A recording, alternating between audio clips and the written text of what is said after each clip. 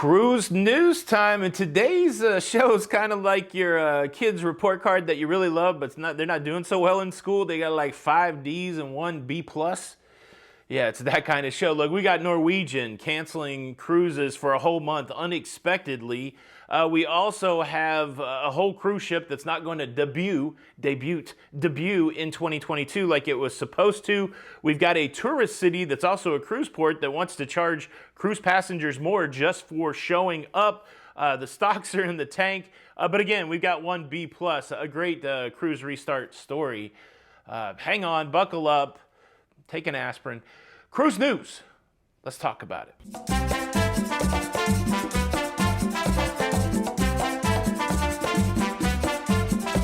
Hey, what's up, everybody? Welcome to La Lido Loca. I'm your host, Tony, here with the latest cruise news updates. And, well, I'm on location. We're trying to finish our epic road trip that we had to cut a little bit short, and so we're on the road again. I can't wait to get on the road again. Today, we're in Panama City Beach for some family time, waiting for the rest of the family to show up. But yeah, I mean, the cruise news isn't that great, the stories, but the view is spectacular. Check this out. This was early this morning.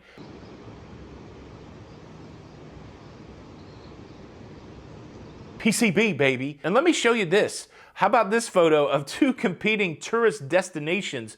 You got Ripley's, believe it or not, on one side of the road and WonderWorks on the other side of the road. Now, I've been to both. I like both. I've never seen them directly across from each other competing. How about that competition here in PCB? Which would you go to? Are you a Ripley's person or a WonderWorks person? Or do you do the deuce? Do you do them both? I don't know. If I had to go today, I would probably go to that Ripley's because it looks pretty cool. All right, cruise news. Cruise news story number 1, Norwegian announcing cancellations on the Norwegian Escape. Yeah, it's the Norwegian Escape in the news again with an unexpected and unplanned dry dock for the whole month of September. Norwegian Cruise Line sending out letters to travel agents and affected customers that all cruises September the 8th, 2022 through October the 2nd, 2022 now canceled so that the Escape can go into dry dock. Now, again, I say the Escape's been infamous in 2022 because of its little run-in with the earth, with the ground in Puerto Plata. It ran aground back in March, and ever since then, it's been troubled. It was in the Caribbean back in March. It made its way to Europe, and those sailings in September were supposed to be in the Mediterranean, but now they're canceled. The compensation is okay. Everybody's getting a refund to their however they paid, right? So if your cruise got canceled, you get a refund, and they're giving you a 10% future cruise credit. How about that for your inconvenience? I know we're post-pandemic and the time of the big banging bonus future cruise credits are gone, but 10%. Maybe you could give me a free drink voucher also. I don't know. No, it's a bummer, and a bummer for those that are cancellated. How about that word? You can add that to your vocabulary. Canceled. Were you canceled? That's the question. Leave a comment below. Cruise news story number 2, a popular tourist destination and cruise port, Barcelona. They want more money from cruise passengers. Now, most tourist destinations, they already have some sort of tourism tax. Like if you go eat at the restaurant, tourism tax, that kind of thing. Tourism taxes are not new, but now Barcelona said, you know who we'd like to squeeze a little more coin from because you're using our facilities, because you're bringing money to our city? We would like to get some more money from the cruise passengers. They haven't laid out yet how much the new tax is going to be. They're going to do that over the next few weeks, but they're citing environmental issues, right? It's an already polluted city. Cruise ships notorious for pollution, or that's the rap that they have. And so they're like, well, to combat pollution, we need to get a little more coin from the cruise passengers. I would love to go to Barcelona. I would love to get on a cruise ship, so I guess I'm paying it. But it makes me annoyed. Like, why single me out? I'm coming to your city to bring some tourism dollars, and now I got to pay a little more because I love to be on a cruise ship. Meh. Like I said, it's a bunch of D's and a B plus on today's show.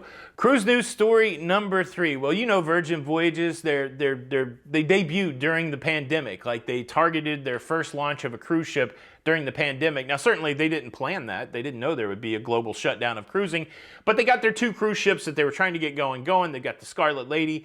They've got the Valiant Lady doing cruises. Scarlet Lady doing cruises out of Miami, doing cruises to the Bahamas, to Bimini, to Key West. I know that because I recently looked at an itinerary. wink, wink.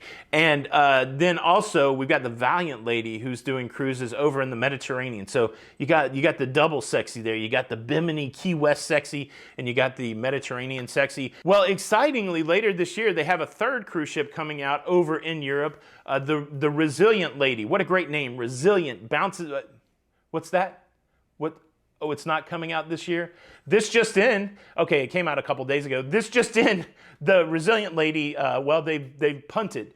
They've pushed out the launch of the Resilient lady until 2023. Now they're citing, the cool thing that I like about the Virgin announcement is they didn't just go with one. They didn't just say supply chain. They said, look, supply chain, crew staffing issues, protocol uncertainty, everything, they did them all. They got, well, not all of them, but they got the majority of the ones that we've been talking about lately. All of those things compounding into a scenario where Resilient Lady will not be debuting. She will not be having her cotillion ball in 2022. This will be moved to 2023. It's a crazy story for cruising right now. Supply chain, crew staffing, weird government regulations, challenges like that. And then we've got the unofficial reasons, the anti-vax crowd saying that you're not getting crew because nobody wants to get the vaccine, the anti-mask crowd saying that nobody wants to cruise because nobody wants to wear a mask. So pick your poison. How about that? It's a death of 1,000 cuts. There's a lot to look. I don't think I'm too discouraged, right? Like, I think that cruising is a resilient business, if I can use resilient in that term. I think cruising is a resilient industry, but I think there's every industry is facing a lot of uncertainty coming out of the pandemic, and it's fun to be in business leadership, right? I'm sure all of these things are written on a whiteboard somewhere, and some whiz-bangs are trying to figure out how to make their way through it. Sometimes you just got to grit your teeth, put your head down, and keep going forward. Cancel what you have to cancel, release what you have to release, and then hopefully you get back to a good spot. But with all of that in mind, it's not helping out the stock price. Get some Carnival cruise stock at $17, my brain said as I watched the stock price go down. Be in the market. And, I got some stock at $17 and I was ready for the windfall that was going to come my way. Well, as of yesterday, the stock's like at $12.38. And so the uncertainty that you see there in the cruise industry is driving the stock price down. And so it's a wild ride. Look, at my core, I'm a cruiser. I'm not a leader in the cruise business. Like, I don't work for a cruise company. This is what I do. I commentate on cruising. So for me, I'm gonna, go on a cruise ship, take my test, mask up, do whatever. I'm gonna continue to support the industry that way. And look, I know not everybody's gonna do that, and that makes sense too, because if the vacation isn't fun, why would you spend your money on it? So it's going to be interesting to see how this plays out. But like I said, that's another D on today's Cruise News report card. Can we get something more positive? That's what we're looking for, and certainly we can. I do have one really, exciting cruise news story that I want to share with you guys, and then I also want to have a little bit of a conversation about something controversial, something about what I feel like you should be able to take on a cruise ship that you're not able to take on a cruise ship. So we'll get into that. But before we get there, let me quickly invite you to subscribe if you like staying up to date with everything that's going on in cruising. Please consider subscribing with the notification bell on. We're trying to get to 18 million subscribers. Our next big milestone is 200,000 subscribers. Will you be a part of the first 200,000 members of the Loca fam? Pretty soon, that's going to be a coveted spot as we reach our 18 million goal. It doesn't cost anything, really. It's just a way for you to be notified when the show comes out, so you can be one of the early people in the comments. And of course, it helps us out with the YouTube. With the YouTubes, please subscribe, notification bell. Positive cruise news story number 1. This is the B+. It could be an A. You can tell me, is this a B+? Is this an A? Princess Cruise Line is returning to Australia.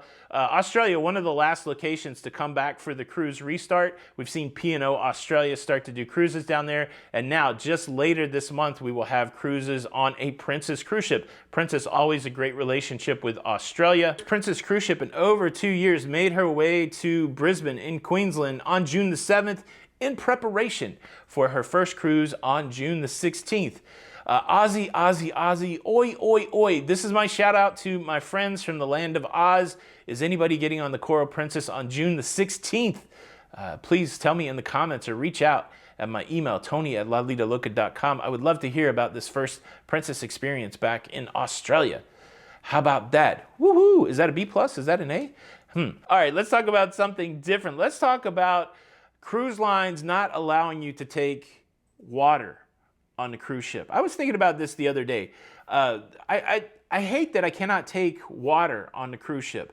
Now, some cruise lines will let you take a limited amount of wine on the cruise ship, some 750 milliliter bottles of wine. Some cruise lines will let you take canned soda on a cruise ship. And those companies that will allow you to take canned soda on board will also allow you to take canned water on board. But nobody's allowing you to take any twisty top water on board. And look, a lot of people say, well, just drink the ship water. I don't personally like the ship water. I do like a little bit of a bottled water. And, kudos to Carnival because they make their bottled water super cheap. You can order a 48 pack for next to nothing. I think it costs $1, and if you give them a pound of hamburger, they'll have the water in your room. I don't think you should be bringing raw hamburger on a cruise ship. That's just a joke for people that don't track along with my mind. But Carnival does it right. They make it cheap. But there's other cruise lines that charge like $3 or $4 for their bottle or carton of water. I think you know who I'm talking about. Carton of water. Can you give us a break on the water? I don't know. Look, this is the question, for this topic. What do you think liquid-wise, drink-wise, you should be allowed to bring on the cruise ship? Certainly, they're not going to let you bring like hard liquor on because could you imagine somebody will have a whole suitcase of just hard liquor? That's a profit center for them. Plus, it's a security issue if somebody can bring like their whole bar from home. I get that, but maybe let people bring one bottle of liquor on board instead of charging $98 for something that you can get at the liquor store for $25 or less. I don't know, but water, we need it. It's what we need. It's sustenance. It's how we live as I'm out here looking at the ocean. What do you think? Do you think that cruise lines should relent and allow you to bring bottled water? Should it only be in cans? Because obviously if it's in a twist top, people can put a little clear liquor in there. I get that. But what do you think? Do you like the water policy? Do you not like the water policy? Leave a comment below. Of course, the most reasonable solution to this water problem is you could just bring powdered water, and then really powdered water works great because all you have to add is water. That would work, right? Boom! That's your show today. Time for you to sound off. What do you think about all of these things? How do you feel about the cruise industry right now? What do you think the biggest issue is? What do you think about bringing water on a cruise ship? Let's have that conversation down in the comments. Thanks so much for checking out the show today. Hope you guys are having an awesome week, an awesome Thursday. You can show your support for the show by hitting the like button. And unfortunately, if you do not hit the like button, this is a rough punishment. Every time your little baby child brings home a report card, it's going to be straight D's. I mean, they're not failing, right? They're not failing, but they're not really excelling either. So you can avoid that. You can make your kid a straight A student just by hitting the like button. That's not a guarantee. Don't hold me to that. But you could avoid the D's. Maybe. That, again, not a guarantee. Hit the like button and give it a shot. Like the stock market. Test it out. This is Tony for La Lida Loca. And until the next powdered water, you like that? Tony for La Lida Loca. Until the next time, we'll see you on the Lido.